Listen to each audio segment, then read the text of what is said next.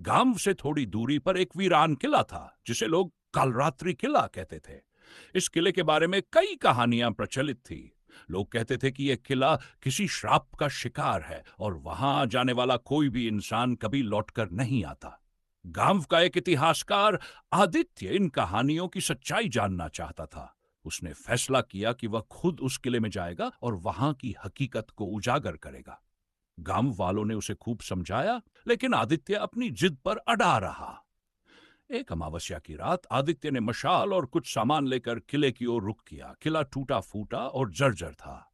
जैसे ही उसने किले का बड़ा दरवाजा खोला, एक ठंडी हवा का झोंका उसके चेहरे पर लगा। अंदर हर तरफ अजीब सी खामोशी थी। आदित्य ने अपने कदम आगे बढ़ाए और देखा कि दीवारों पर पुरानी पेंटिंग्स लटकी थी, जिन पर खून के धब्बे जैसे निशान थे। अचानक उसे एक अजीब सी हंसी सुनाई दी। वह ठिठक गया, पर फिर अपने डर को काबू करते हुए आवाज की दिशा में बढ़ा। किले के बीचों बीच एक बड़ा हॉल था। हॉल के बीच में एक पुराना सिंहासन पड़ा था, जिस पर धूल जमी हुई थी।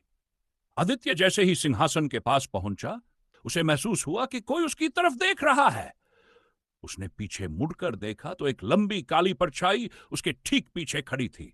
वह परछाई धीरे धीरे आकार लेने लगी और एक भूतिया महिला का रूप धारण कर लिया।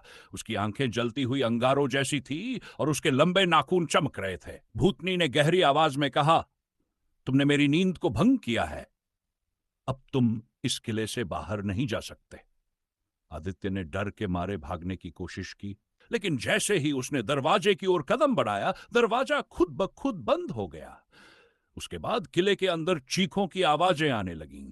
गांव के लोग किले के बाहर जमा हुए, लेकिन किले के अंदर जाने की हिम्मत किसी में नहीं थी। सुबह होने पर गांव वालों ने देखा कि किले के बाहर आदित्य की डायरी पड़ी थी। उसमें आखिरी शब्द लिखे थे, यह किला श्रापित है, यहां से कोई जिंदा नहीं लौट सकता। उस दिन के बाद गांव वालों ने उस किले के बारे में बात करना भी बंद कर दिया।